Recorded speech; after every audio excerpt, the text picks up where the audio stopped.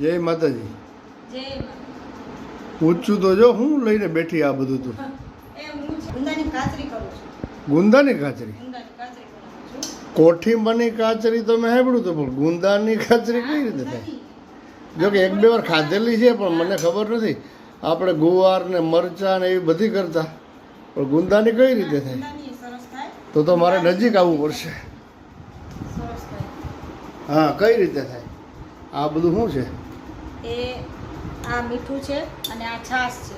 છાશ, મીઠું ને હળદર. હળદર લઈ આવવાનું બાકી છે.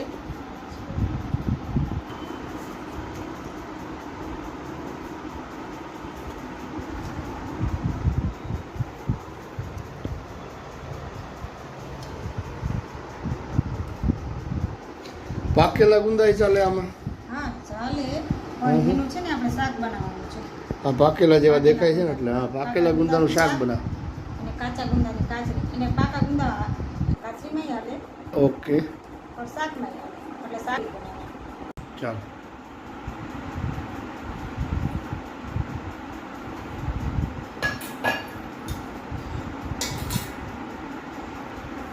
હવે શું કરે? આ મીઠું અને હળદર નાખી.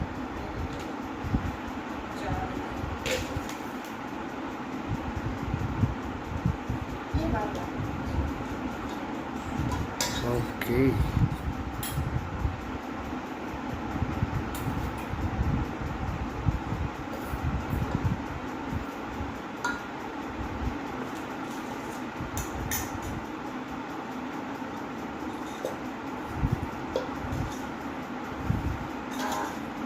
બે ચમચી હમ.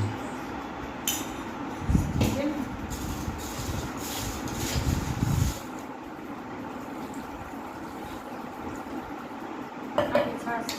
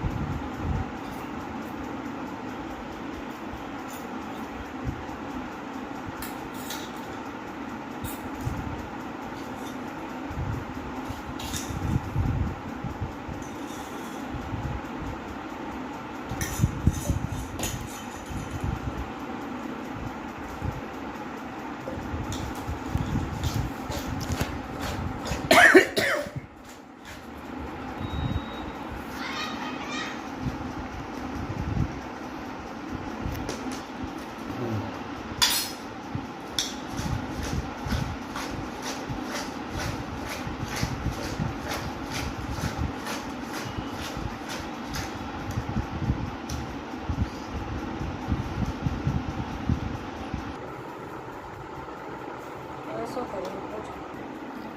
હવે આગળ જણાવો અન્નપૂર્ણાજી. હવે આને ઢાંકીને મૂકી સવારે સૂકવી દેવાનું. ઓકે. બધામાં મીઠું ને હળદર ને ભળી ગયા હશે બધા? બધે સવાર થાય ને તો સરસ અંદર ચડી જાય. બરાબર. નાનું પૂછો. હવે આ બોળિયા ગુંદા આપણે ઓલે વર્ષે કરીને રાખ્યા હતા એ ગુંદા છે ને? તો હા, એનું શું કરવું છે? એમ કઈ નહીં, સૂકવી દેવાના. એટલે એનું કરવાનું છે સૂકવીને પછી? સૂકવીને કાચરી. અચ્છા, એ જ પૂછું છું કે સૂકવીને પછી શું કરે? એની કાચરી થવાની એમ ને? સરસ સરસ.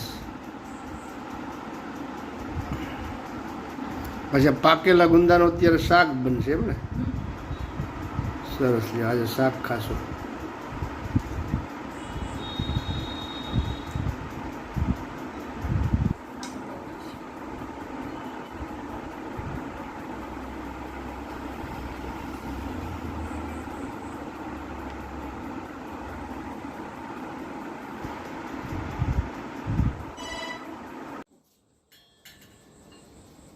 બદલી છે ને.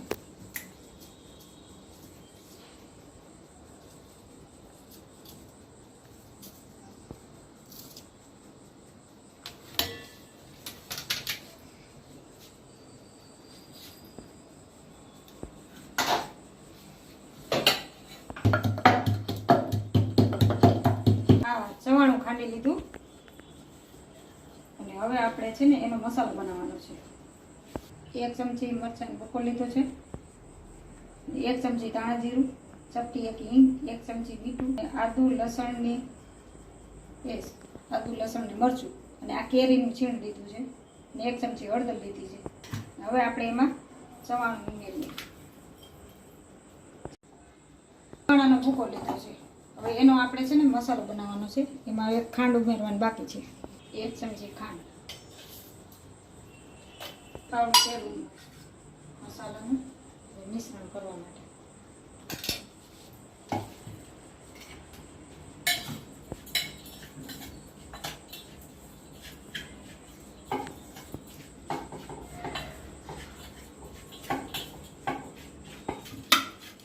આવું થઈ જશે, આવું થઈ જશે.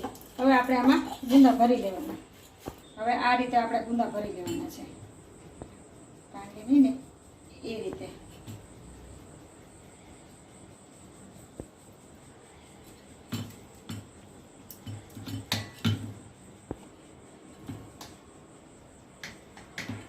પાકેલા ગુંદાનું શાક આજે અમે જમશું.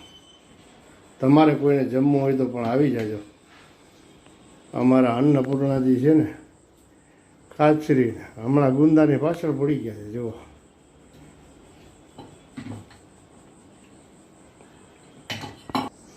ભરાઈ ગયા જો ગુંદા, ભરાઈ ગયા ગુંદા. વઘાર કરી દઈએ.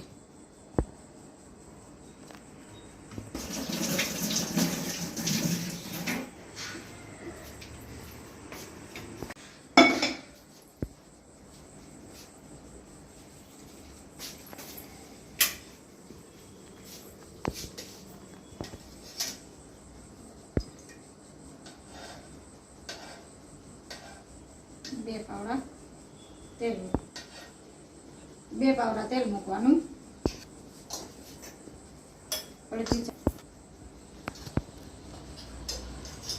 અડધી ચમચી રાઈ, અડધી ચમચી જીરું, એ 2 મૂકી દેવાનું.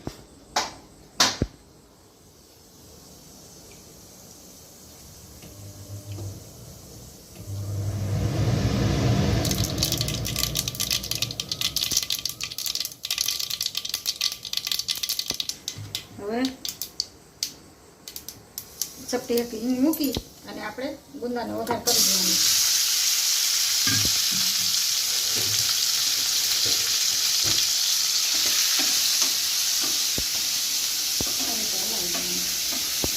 આ રીતે અને વરાળ ઉપર ધીમે તાપે એને ચડવા દેવાનું.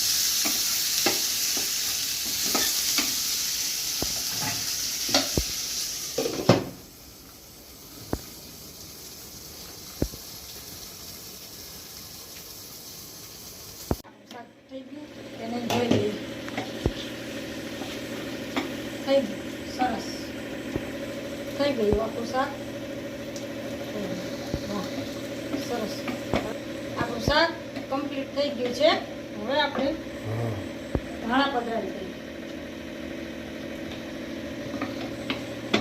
જો બધું સરસ. વાહ, હવે આપણે બાઉલમાં કાઢી.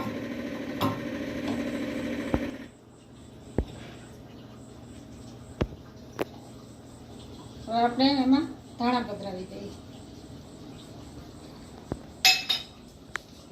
કેમ લાગ્યું તમને મારું? ખાધા પછી ખબર. સરસ. પરોઠા, રોટલી, રોટલા ગમે તેની ચાલે, ચાલે. બધાય યારે સરસ જ લાગે.